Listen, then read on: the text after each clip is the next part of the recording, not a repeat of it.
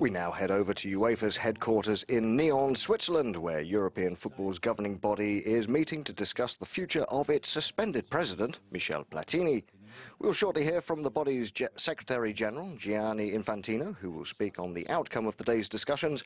Platini's place at the head of the table was assumed by Vice President Angel Maria Villar of Spain.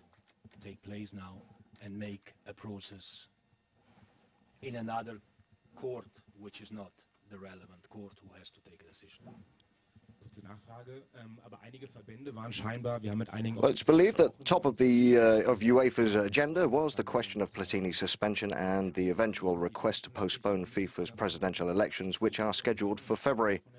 The former France captain was the front-runner to take control of football's scandal-hit governing body until last week's suspension. With the explanations, as I said, many of the associations... Platini is being investigated over a €1.8 million payment made to him by Blatter in 2011 for consultancy work performed some 9 years earlier. He's being treated as between a witness and a suspect by the Swiss criminal authorities over what they say is a disloyal payment. ...the chance to have a real and fair process. We'll just now listen in to some of the questions being put towards Infantino following the day's discussions. São Paulo, Brazil. Mr. Infantino, two questions. First, can you explain why is it that you don't have an interim president while FIFA, with the same, let's say, suspension, has an interim president? Just to know the differences. And secondly, when you talk about, okay, you cannot go into the details, but when you, for example, when you see CONMEBOL also supporting Mr. Platini, what kind of contact do you have with CONMEBOL in order to get to this, let's say, common position, at least so far? Well, we have good contacts to CONMEBOL, and we have good contacts to other confederations as well. So everyone is then free to express their view and their opinion as they want. Now, when it comes to the first question, I don't know honestly what the FIFA statutes say, but I guess if they have appointed an interim president, I'm not sure if this is the case. But I think if you tell me, I trust you. You spend more time in Zurich than I do. So I guess their statutes are saying that in such a case, an interim president has to be nominated. In UEFA, the statutes of UEFA are not saying this. The statutes of UEFA are simply saying that when the president is absent, the first vice president takes his duties in his absence, and this is what Mr. Villar is doing currently, what he has done today. If Mr. Villar would have been absent, it would have been the second vice president who would have chaired the meeting.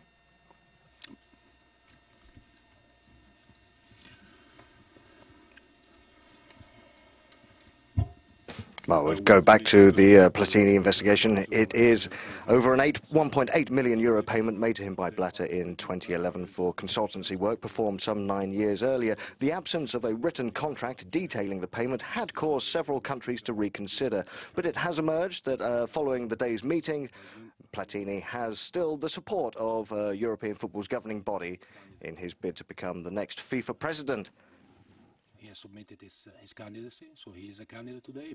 Obviously today, being provisionally suspended, he cannot campaign, but he is a candidate, and it's pretty obvious, certainly from a legal point of view, that once you will have a final decision by the CAS, who is the ultimate authority in any case, I mean for all the instances, for the provisional measures, for the decision on the merits, for any decision on the eligibility or whatever. So once you have a final decision of the CAS, then the final decision will also be related to his candidacy. Concretely, if he is cleared, it's obvious that he is candidate. He cannot just be not any more candidate because during a moment in time, which happens to be around the 26th of October, he has been provisionally suspended. If this is lifted, of course he's a candidate. Pour le Parisien, vous dites que Michel Platini qui a un soutien très fort qui a été exprimé envers Michel Platini. Infantino referring to Platini's bid to appeal the 90-day suspension and taking it to the CAS, which is the Court of Arbitration for Sport, who will have the ultimate say on the appeal. En tout cas, Michel Platini n'a pas éclairci sa situation. Qu'est-ce qui se passera alors? The Frenchman has condemned the allegations as astonishingly vague and strongly denies any wrongdoing. There were discussions, and there was an agreement at the end. The 60-year-old has said he accepted the sum as delayed payment for work carried out as Blatter's advisor, but the 9-year delay in receiving the payment has caused concern for some UEFA members. And by saying that it's important to have Despite that, they have given certainty. their full backing. This was coming by everyone. What happens if mid-November no decision is taken? We will see what happens. For the moment, we think that sports bodies like FIFA, like Uefa, like the IOC and so on have and are saying that we have instances in place who can decide, taking into consideration the sporting necessities, in particular having rapid and quick decisions. So it should perfectly be possible for the FIFA bodies and ultimately for an independent body like the CAS to have sufficient time to consider everything and to take a final decision. This is the only thing that is really requested. So we hope that the call coming from all European associations, and let's not forget that at the executive committee meeting we had also 2 club representatives who were also in full agreement with this, that this call will be heard by the bodies and they will act swiftly. Hi. Rob Harris, first row. Hi, Rob Harris, Associated Press.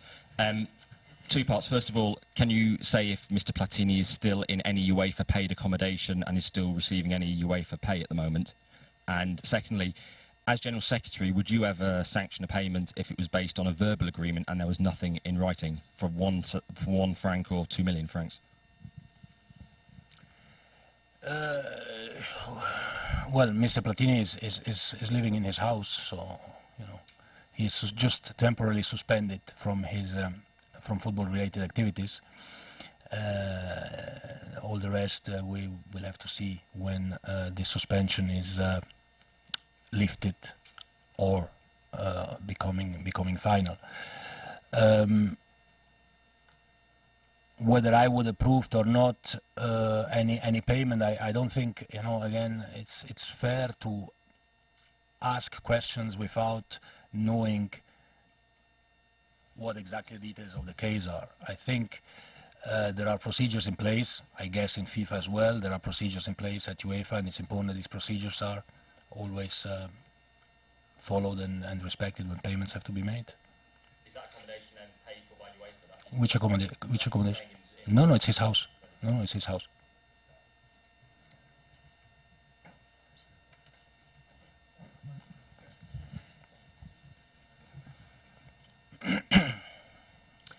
Fatih Anadolu Agency. During the meeting, were another name beside Platini proposed for UEFA presidency or for new FIFA presidency? And did they discuss about delaying FIFA presidential election, which is on February 26th? Thank you. No, there were no other names made for nothing, because there is a UEFA president, he was elected this year, and there is a candidate at the moment for the FIFA presidency. So this was not debated. What was discussed, and where also everyone was in agreement, and this may be also an important point, I forgot actually to make it before, is that the FIFA Congress, which is scheduled to take place on the 26th of February, has to take place on the 26th of February, cannot and shall not be delayed.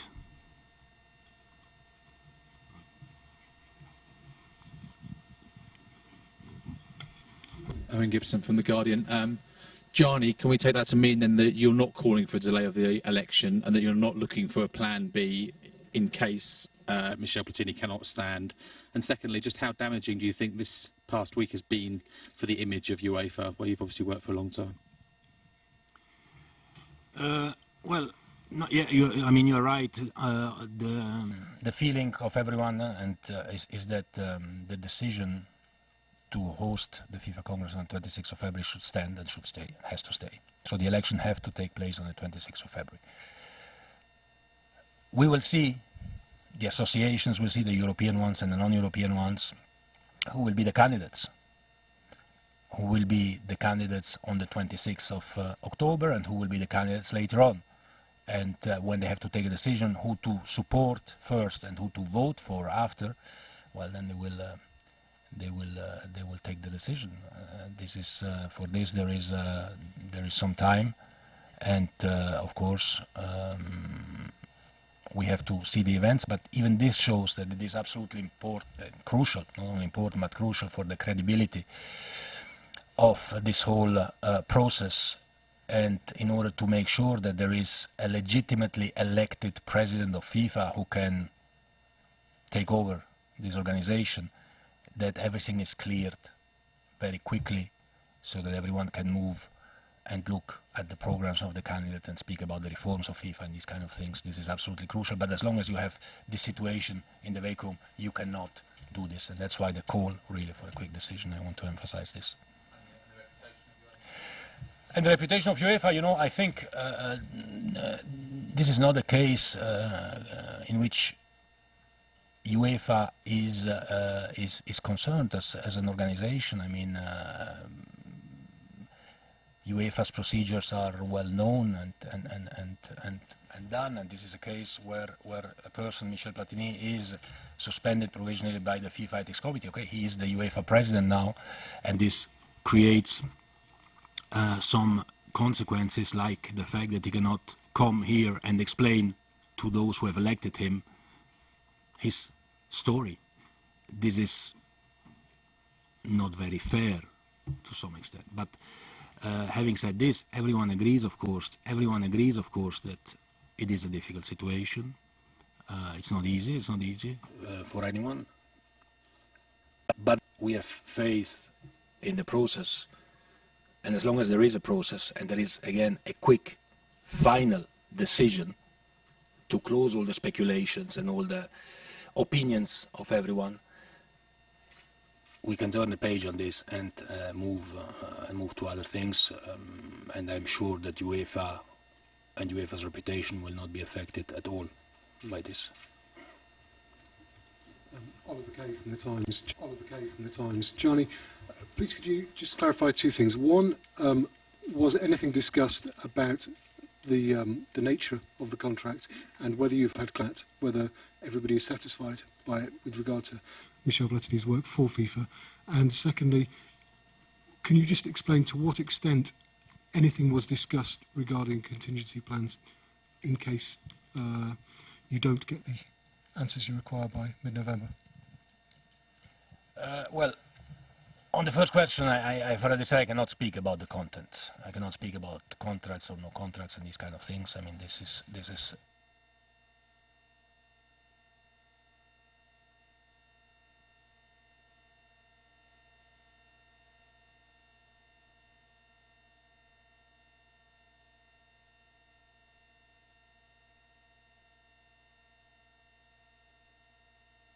We appear to be having technical problems with our feed to Nyon, where UEFA's General Secretary, Gianni Infantino, was discussing the body's meeting today that centralized on Michel Platini, suspended Michel Platini.